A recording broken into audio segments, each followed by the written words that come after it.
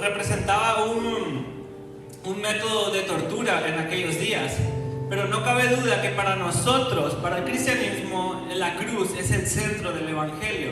La cruz para nosotros es un antes y un después en la historia mundial y en nuestra historia personal. La cruz es un símbolo de victoria para nosotros y no es un símbolo de derrota.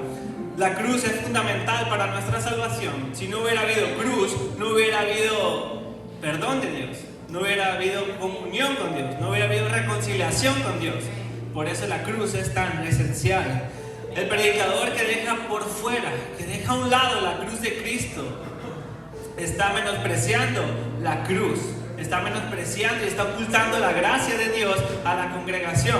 Por eso es importante predicar de la cruz. Es el hecho más importante de toda la historia, porque este día se pagó la deuda que teníamos con Dios. Ese día se pagó la deuda que teníamos con Dios. Y cada año celebramos esta Semana Santa, ¿verdad? Como lo conocemos, la Semana Santa. Y a veces la pasamos por alto o no reflexionamos en verdad de lo que realmente sucedió en ese momento, en ese lugar, en esa época. La fecha, quién sabe, no sabemos exactamente cuándo. No, sabemos que no fue en este mes, lo más seguro es que haya sido en el mes de abril, 14, 15 de abril. Pero lo importante es el hecho, lo importante es que pasó, lo importante es que sucedió, y eso es lo que queremos estudiar en esta noche. Dice el Evangelio de San Juan, capítulo 19, versículo 17 al 19. Pero vamos a leer del versículo 17 al 19 y de ahí se pasan al versículo 30, por favor. Cuando usted llegue a la cita puede decir amén.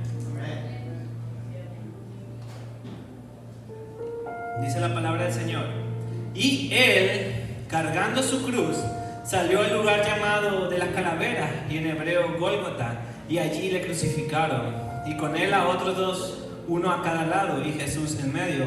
Escribió también Pilato un título que puso sobre la cruz, el cual decía: Jesús Nazareno, Rey de los Judíos. El versículo 30 dice: cuando Jesús hubo tomado el vinagre, dijo: consumado es. Y habiendo inclinado la cabeza, entregó el Espíritu. Amén, amén. Este texto nos presenta, dice, y él nos presenta un personaje, nos presenta a nuestro Señor Jesucristo, nos presenta a Jesús. Yo sé que usted ya sabe quién es Jesús, pero le voy a refrescar un poco la memoria, o voy a dar el concepto de lo que yo creo que es, lo que es nuestro Señor Jesucristo. Nuestro Señor Jesucristo le hizo la misma pregunta a sus discípulos: ¿quiénes creen o quiénes dicen las personas que es el Hijo del Hombre? Y Pedro, dice la palabra de Dios, que inspirado por el Espíritu Santo le dijo: tú eres el Cristo, el Hijo del Dios viviente. Amén. Eso lo vemos en Mateo 16:16. Jesús es la segunda persona de la Trinidad. Y vemos que dice Juan cuando presenta a Jesús en el capítulo 1. Se puede ir a Juan, a ese mismo libro, en el capítulo 1. Del versículo 1 al 4, dice la palabra del Señor: en el principio era el verbo, y el verbo era con Dios, y el verbo era Dios. Este era el principio con Dios. Todas las cosas por él fueron hechas, y sin él nada de lo que ha sido hecho fue hecho. En él estaba la vida, y la vida era la luz de los hombres. De ahí nos brincamos al versículo 9, que dice: aquella luz verdadera que alumbra a todo hombre venía a este mundo. En el mundo estaba, y el mundo por él fue hecho, pero el mundo no le conoció. A lo suyo vino, y los suyos no le recibieron. Mas todos los que le recibieron, a los que creen en su nombre, les dio potestad de ser hechos hijos de Dios, los cuales no son engendrados de sangre, ni de voluntad de carne, ni de voluntad de varón, sino de Dios. Y aquel verbo fue hecho carne, y habitó entre nosotros, y vimos su gloria, gloria como la del unigénito del Padre, lleno de gracia y de verdad. Así lo presenta el evangelista, así lo presenta el evangelio. El Hijo de Dios decidió encarnarse, decidió tomar un cuerpo humano, venir a la tierra, vivir 33 años en este tiempo, en nuestra era. decidió vivir, encarnarse, vivir una vida perfecta, sin pecado, sin mancha, delante de Dios, como sustituto de nosotros, como sustituto de nosotros, de la deuda que nosotros teníamos con Dios. Jesús era 100% humano y era 100% Dios. Solamente un humano puede salvar a un humano y solamente Dios nos puede salvar de Dios. Solo Dios podía cargar con el peso del pecado en un solo día. Y eso lo vemos en Zacarías 3:9, dice la palabra del Señor. Mira, Josué, la piedra que ante ti he puesto, hay en ella 7 ojos, y en ella pondré una inscripción. En un solo día borraré el pecado de esta tierra, afirma el Señor de los ejércitos. 520 años antes de que Jesús naciera se escribió esto. Y Josué y Jesús en hebreo se escriben igual. Yehoshua se escriben igual. En esta cita es un tipo de Cristo. Es un tipo de Cristo en esta cita. Y solamente en un día dice que borraría el pecado del mundo. El Hijo de Dios se hizo Hijo del hombre para que los hijos de los hombres pudieran convertirse en hijos de Dios. Cristo fue 100% humano, 100% Dios. Dos naturalezas juntas, habitando en un solo cuerpo, sin mezclarse. A eso se le conoce como la unión hipostática. ¿Y cómo es posible eso? No lo sé. No lo sé, es Dios. Y Dios no cabe aquí. Dios no cabe en mi mente. Dios no cabe en nuestra mente. Dios es infinito. Su mente es infinita. Solo adelanto, el próximo proyecto de educación cristiana va a ser de la vida de Jesús. Todo lo que podamos estudiar de Jesús. Cristo es la gloria de Dios. Para conocer al Padre tiene que ser a través del Hijo. Para tener comunión con el Padre tiene que ser a través del Hijo. Para llegar al Padre tiene que ser a través del Hijo. El Hijo es Dios lo ha puesto en el máximo grado de honor, de exaltación, y le ha dado un nombre, que es sobre todo un nombre, para que en el nombre de Jesús se doble toda rodilla de los que estamos aquí en la tierra, y que toda lengua confiese que Cristo es el Señor. Dicen amén. Y dice la palabra de Dios, y Él cargando su cruz. Su cruz. Antes de narrar esta historia de la crucifixión, quiero dejar muy claro algo. No quiero que sienta lástima por Cristo, no quiero que sienta pena por Cristo, no quiero que lo mire como alguien indefenso, como un mártir indefenso en esa cruz, porque la verdad no es eso. El propósito de esta predicación es que tú glorifiques a Dios como debe ser glorificado, que tú agradezcas a Cristo como debe ser agradecido por la cruz. La cruz no tomó a Cristo, Cristo tomó a la cruz. Desde antes de la fundación, desde antes que se inventara ese método, nuestro Señor Jesucristo fue voluntariamente a la cruz. Voluntariamente, nadie lo obligó, voluntariamente. ¿Por qué? Por amor a nosotros. Por amor a nosotros, hermanos. El Hijo de Dios se encarnó voluntariamente y voluntariamente decidió tomar la copa de la ira de Dios por amor, por ti y por mí. Dice, nuestro hermano David nos predicaba el domingo pasado, el domingo de Ramos, que se le conoce, que Jesús entró un domingo a Jerusalén, y eso es verdad. Entró un domingo a Jerusalén y todas las personas gritaban: Hosana, Hosana, aleluya, bendito el que viene en el nombre del Señor. Ellos pensaban que venía un libertador, un Mesías libertador de la esclavitud romana, pero ese no era su propósito. Y nuestro Señor Jesucristo permaneció escondido de los fariseos y de los sacerdotes 4 días. Y vemos que hoy, un día jueves, un día como hoy, jueves, pero no en la fecha de hoy, un día jueves nuestro Señor Jesucristo comió la Pascua, cenó la Pascua con sus discípulos. A eso le conocemos como la última cena, en el aposento alto. Después en esa cena, en ese lugar, Jesús tiene una conversación muy íntima con sus discípulos. Y les lava los pies, luego ora por ellos y luego hace una oración al Padre por ellos. Después Judas sale de ese lugar y va con los sacerdotes, porque los sacerdotes tenían la autoridad después de Roma. Y va con los sacerdotes para entregarle al Mesías, para entregarle a Jesús. Judas sale de ese lugar y va con los sacerdotes y le dan 30 monedas de plata. Eso equivale a 162,000 pesos de nuestra época. Judas cambió a Jesús por dinero. ¿Y cuántas veces nosotros no cambiamos a Dios por dinero también? Jesús va al huerto de Getsemaní. Y qué curioso, Getsemaní significa monte de molino de olivos. Y dice el profeta Isaías que Jesús, que el Mesías, sería molido por nuestras transgresiones, molido por nuestros pecados. Y dice la Biblia que Jesús va a ese lugar ya angustiado y ya sabiendo lo que iba a suceder. Y le voy a decir por qué. En el camino tenía que pasar por un valle que se llama el Valle Cedrón. Y en ese valle, ese día funcionaba como el drenaje del templo. Y esa noche se habían hecho muchos sacrificios en la Pascua. Ese día la sangre corría por ese arroyo y Jesús pasó por ahí. Jesús ya sabía lo que le esperaba. Jesús ya sabía lo que iba. Jesús ya sabía que tenía que derramar toda su sangre. Ni 1,000 millones de corderos, ni todos los sacrificios del mundo podrían compararse con la sangre del Hijo de Dios.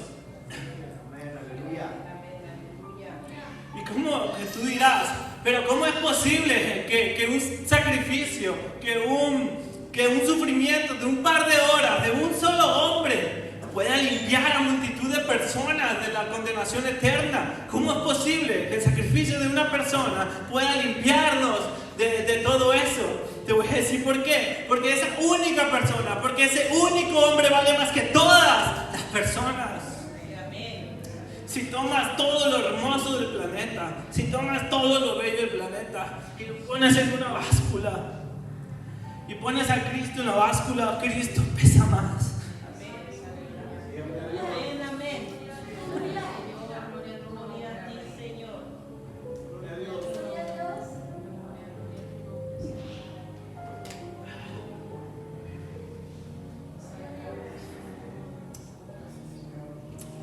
Los sacerdotes ya lo buscaban porque Judas ya había ido a ese lugar, ya les había dicho.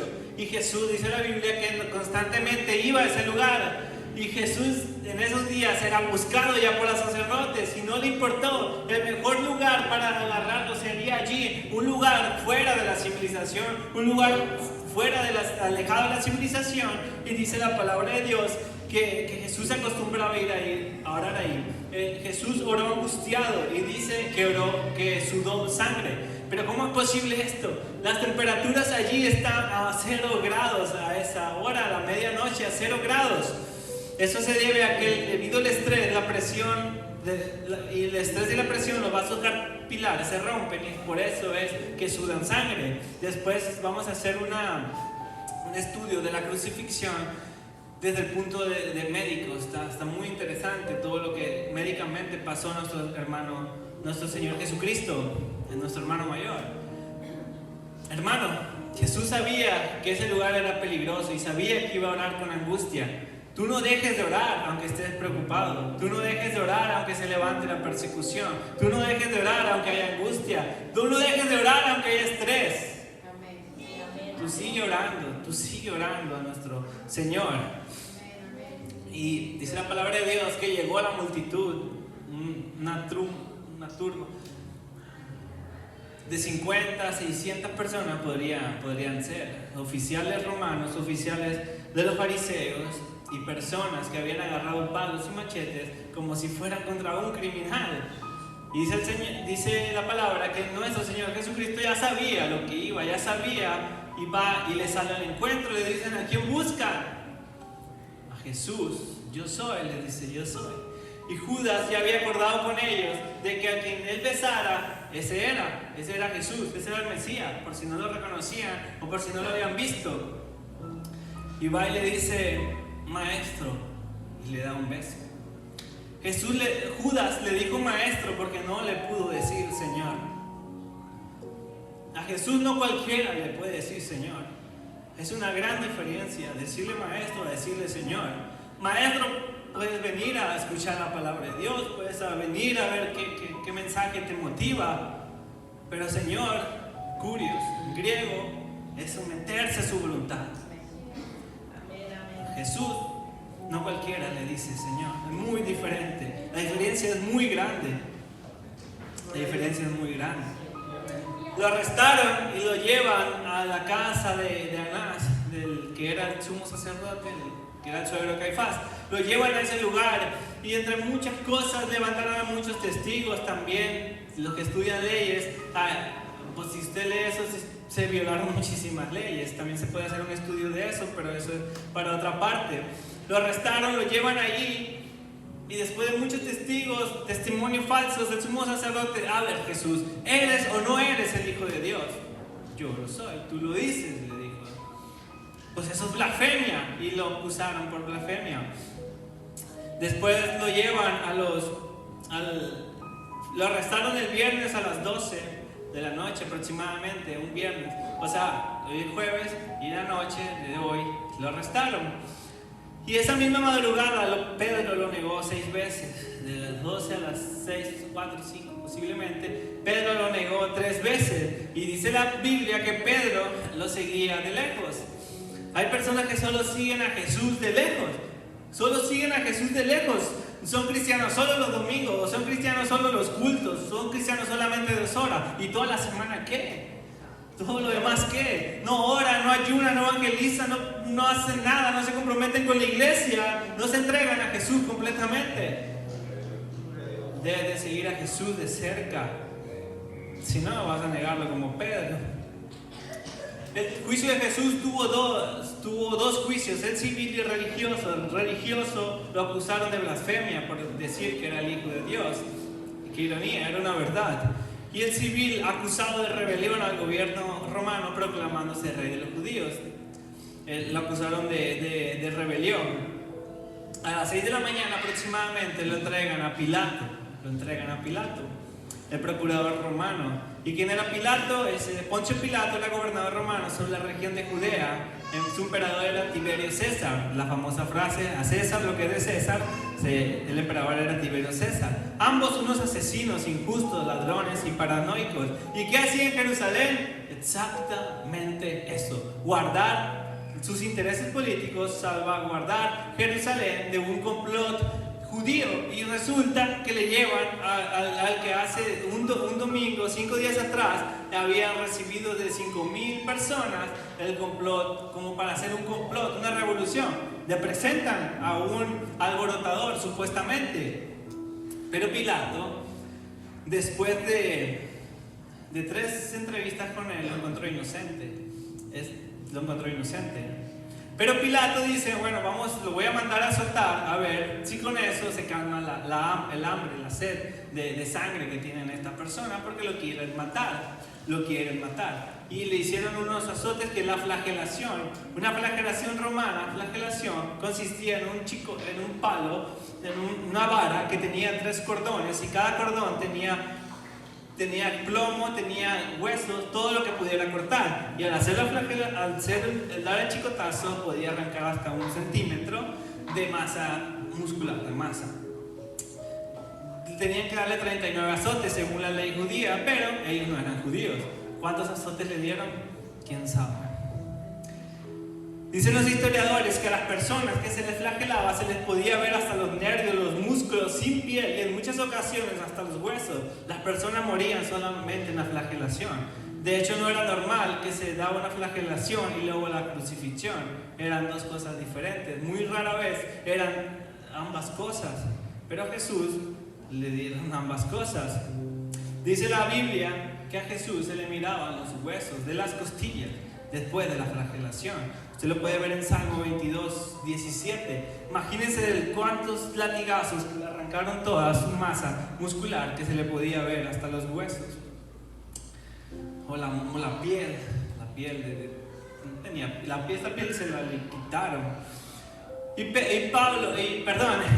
Pilato hizo esto para ver si se calmaba el hambre, la sed que tenían de crucificarlo, pero no fue así. Después de sacarlo con una corona de espinas ya puesta, donde ya se le habían puesto y golpeado y clavado a presión, le dicen, aquí el hombre, le dice Pilato. Y las personas comenzaron a gritar, ¡crucifícale, crucifícale! ¡Qué ironía! Las mismas personas que estaban gritando 5 días atrás, ¡Hosana, Hosana! ¡Bendito el que viene! Ahora están gritando, ¡crucifícale!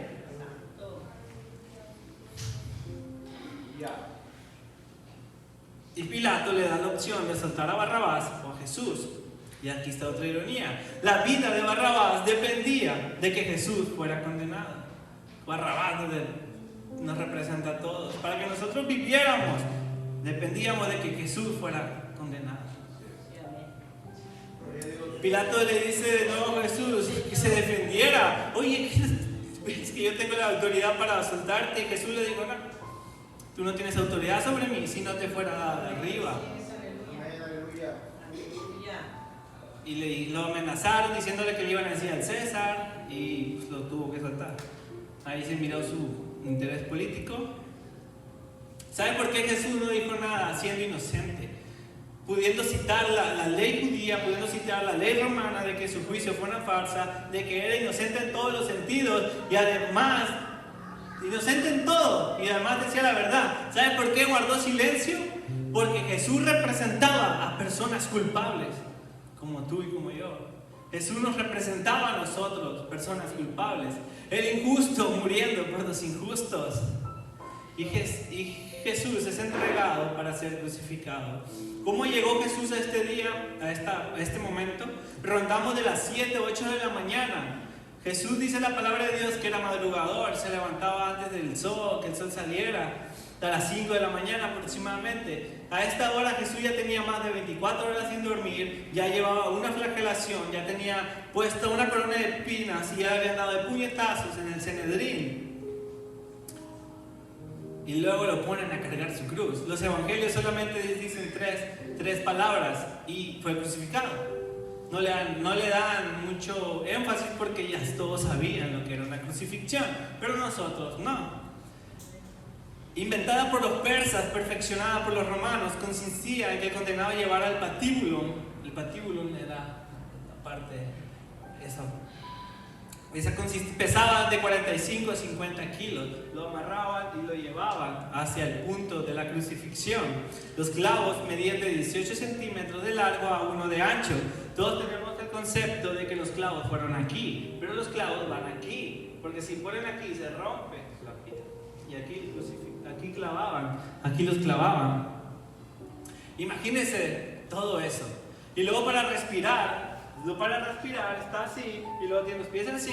Para respirar tiene que brincar con los pies clavados y luego con la cruz rústica de la piel y ya con la flagelación que no tenía piel. Imagínense el dolor que era respirar, solamente respirar. Y duró 6 horas clavados en la cruz. La cruz fue horrible porque nuestros pecados son horribles. Los evangelios nos dejan en claro que Jesús cumplió todas las profecías escritas sobre él y fue crucificado. Y en la causa de su crimen Pilato manda escribir: Jesús Nazareno, rey de los judíos. Ni el más valiente discípulo, por más que se hubiera atrevido, hubiera podido escribir semejante título. Solamente la mano del oficial, del emperador, del gobernador de ese momento escribió eso. Dios usa a quien Él quiere. Tal vez Pilato burlándose, pero recalcaba la inocencia de Jesús. Jesús es crucificado en medio de 2 ladrones. Si las personas que van llegando ahí y miran cómo Jesús está todo golpeado, todo ensangrentado, irreconocible, y a los otros ladrones a un lado, y ellos no saben qué está pasando, ¿qué van a pensar? Pues ese es el peor criminal, porque miren cómo está. Y luego están en medio, en una posición de honor. Y la gente se burlaba y le decía: bájate. Si tú decías que derribabas el templo en 3 días y lo construías, bájate. Si tú eres el Hijo de Dios, bájate. Ese fue el último intento del diablo para que no hubiera cruz. Ese fue el último intento del diablo para que no hubiera cruz. Porque aún Jesús, en esa situación de todo lo que ya ha pasado, Él tenía poder y autoridad para bajarse de la cruz. Pero por amor a ti y a mí, no, se bajó de la cruz. Aleluya. Gloria a Dios. Aleluya. Jesús ve a su madre en primera fila, su tía y a las personas que estaban ahí. Y le dice: mujer, ahí tu hijo y tu madre. Dice la Biblia que el primer mandamiento, Jesús ese era el hijo mayor, el unigénito, el primogénito. Y su responsabilidad era de su madre, porque posiblemente José ya había muerto y la responsabilidad era de Jesús. Y dice la Biblia que el primer mandamiento con promesa es honra a tu padre y a tu madre. ¿Hasta cuándo? ¿Hasta que te cases? ¿Hasta que ya te dejen de mantener? ¿Hasta cuándo? No dice cuándo. Toda la vida, toda la vida. Hermanos, debemos honrar a nuestros padres todos los días.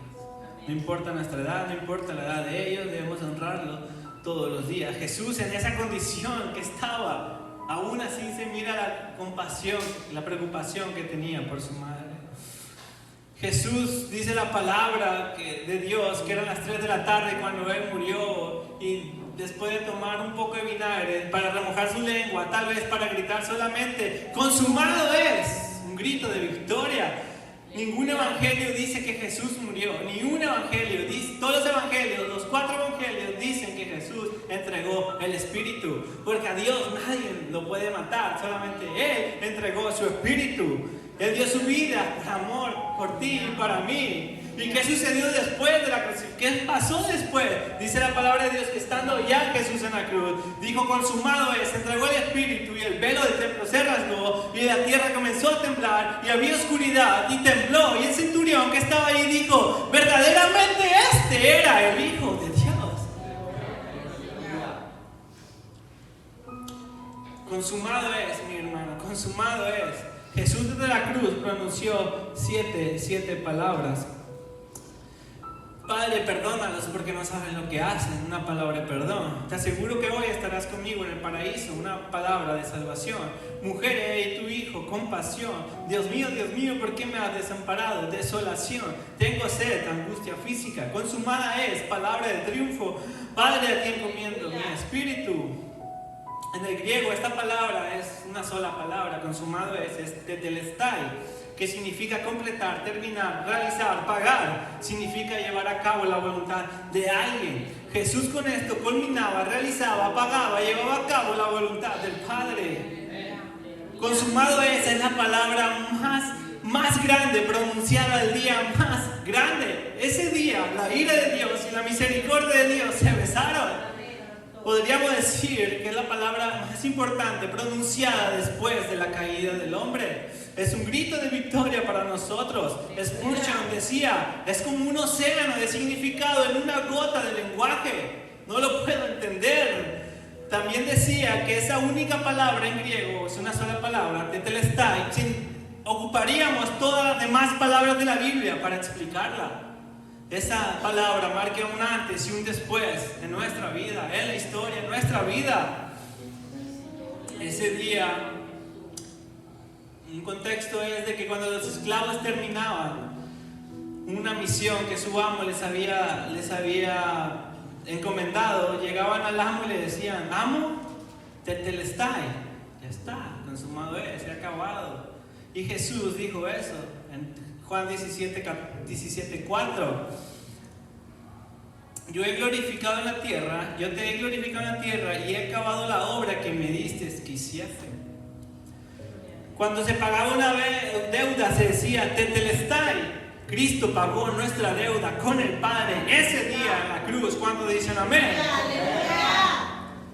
Espero que tú y yo un día lleguemos a los pies de Cristo y le digamos tetelestai. Ya está, peleé la buena batalla, he peleado la buena batalla por ti, y que el Señor diga, buen siervo fiel, en lo poco me fuiste fiel, entra al gozo de tu Señor. ¿Cuántos lo creen? ¿Cuántos lo quieren?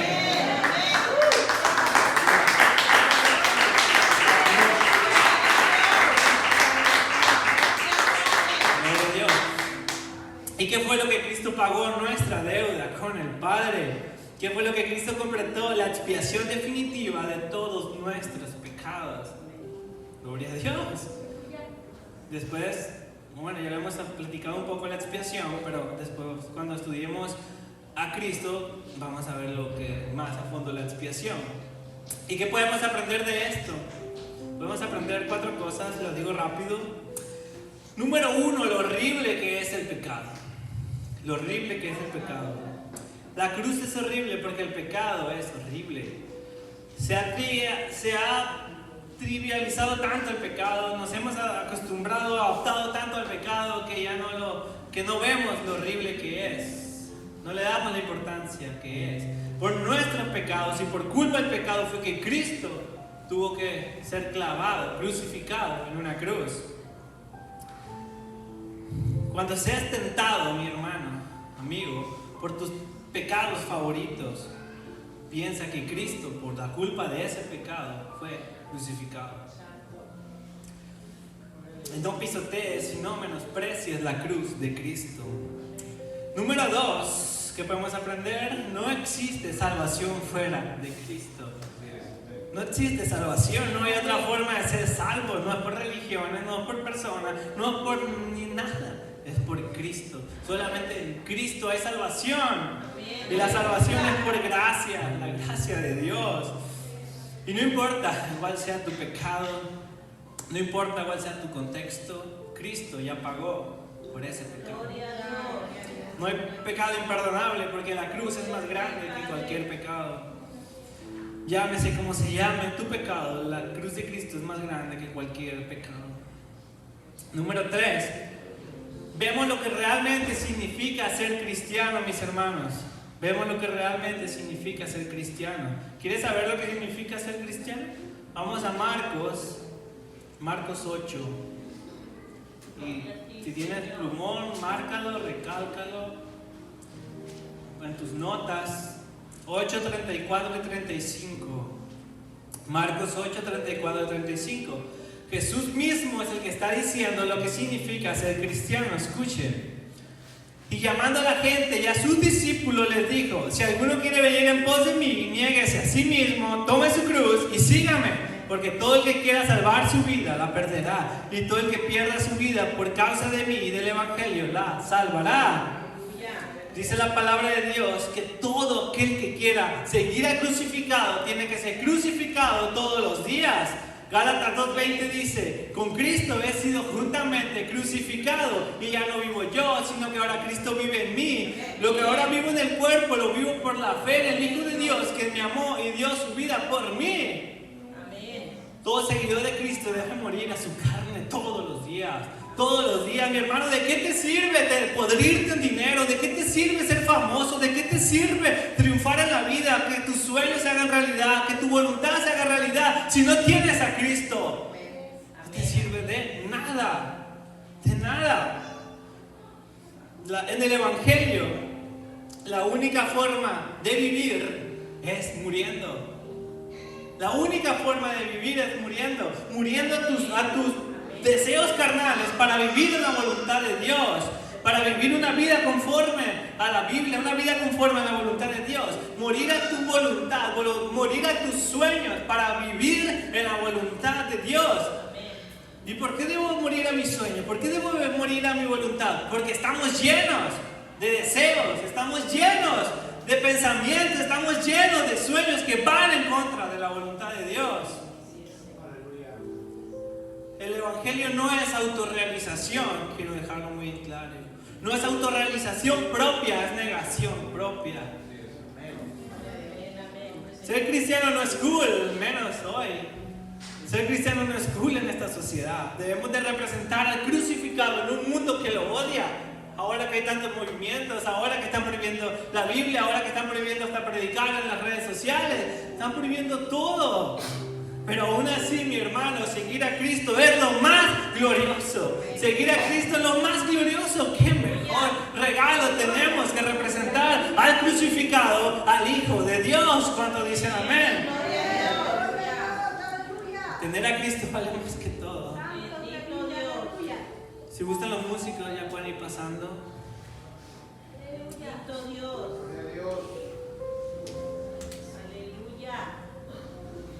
Número 4, ¿qué podemos aprender de esto? Y mucho más. Este punto debería ser el primero, pero lo dejé hasta lo último. Vemos el amor de Dios hacia nosotros. ¿Quieres conocer el amor de Dios? ¿Quieres conocer el amor de Dios? Mira la cruz. No mires tu vida y no mires tu situación. Mira la cruz. Si quieres conocer el amor de Dios. Dice Romanos 5:8, pero Dios demuestra su amor por nosotros en esto, en que siendo aún pecadores, Cristo murió por nosotros. Dios decidió amarte aún tu condición, Dios decidió amarte aún tu vida, Dios decidió amarte aún tu pecado. Su amor es inexplicable, mi hermano. Su amor es inexplicable. Su amor es una locura, no lo puedo entender. ¿Qué clase de amor es esta? Que da a su hijo por personas como nosotros. Los teólogos se vuelven locos en la cruz. ¿Cómo la justicia de Dios encaja ahí? Los ángeles también se vuelven locos. ¿Pero que Dios hizo qué? Crucificar a su hijo por los rebeldes. Por ellos. ¿Que Dios hizo qué? El soberano Dios del universo descendió del cielo, de su trono, de su estado en el que estaba y decidió clavarse en la cruz voluntariamente.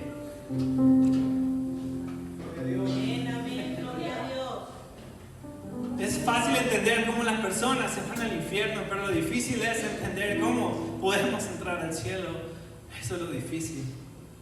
Gloria a Dios por ello. Gloria a Dios. Y termino con esta leyenda que nos ayuda a entender el amor de Dios. Y la voy a leer.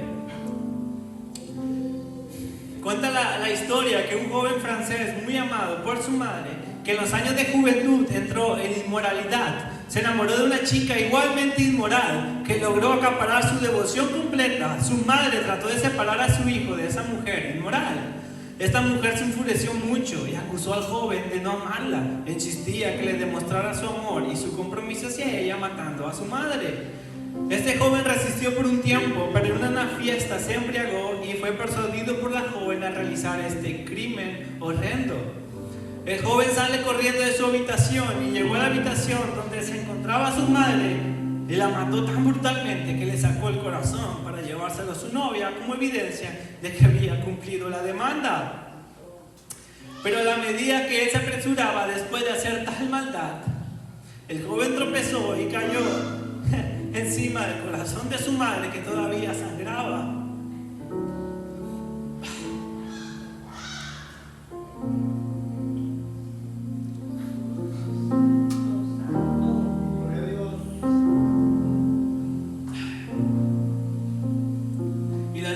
Dice que el corazón de la madre habló.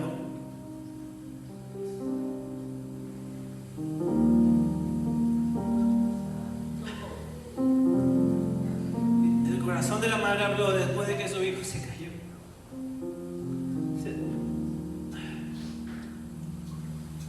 El corazón preguntó: hijo, ¿te golpeaste?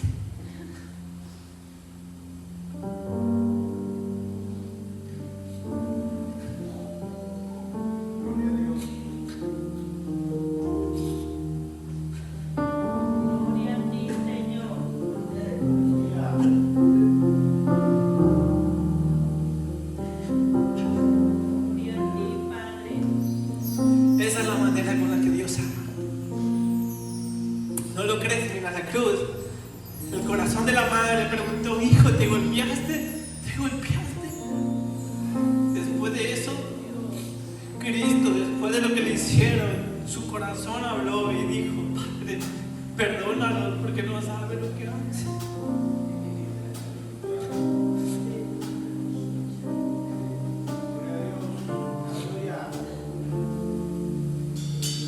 Ese es el Dios al que servimos. Ese es el Dios al que adoramos. Ese es el Dios al que predicamos.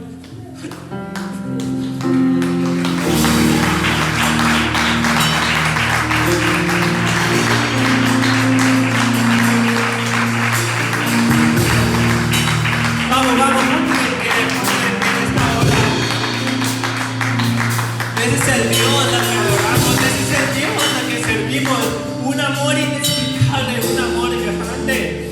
Hermanos, Cristo pasó esta vez, una vez y para siempre. Consumado es, la paga de nuestro pecado ya está completa. Ahora queda ver cómo respondes tú a la cruz de Cristo. Cristo hoy está sentado a la diestra del trono de Dios en el máximo honor. El Hijo de Dios está a la diestra del Padre. Él venció la muerte. La cruz es nuestra mayor victoria y gózate en la cruz. Vives agradecido, hermano. Vives agradecido por el sacrificio que Cristo Si tú no has creído en Cristo, si tú no has creído en Cristo, hoy es el mejor momento, el mejor día de tu vida para que lo aceptes y aceptes su cruz, aceptes su sacrificio. Un día estaremos frente al trono de Dios y es mejor que cuando Dios nos vea, vea los clavos de su Hijo y no nos vea a nosotros. Hago dos llamados para todo. Primero, para el que no ha creído, el que no ha aceptado a Jesucristo en su vida, en su corazón, pasa acá adelante. Es el mejor momento, el mejor día que tú puedes escoger la salvación. El segundo llamado es para todos los que ya son creyentes: vengan a renovar sus votos y vengan a agradecerte a la cruz de Cristo.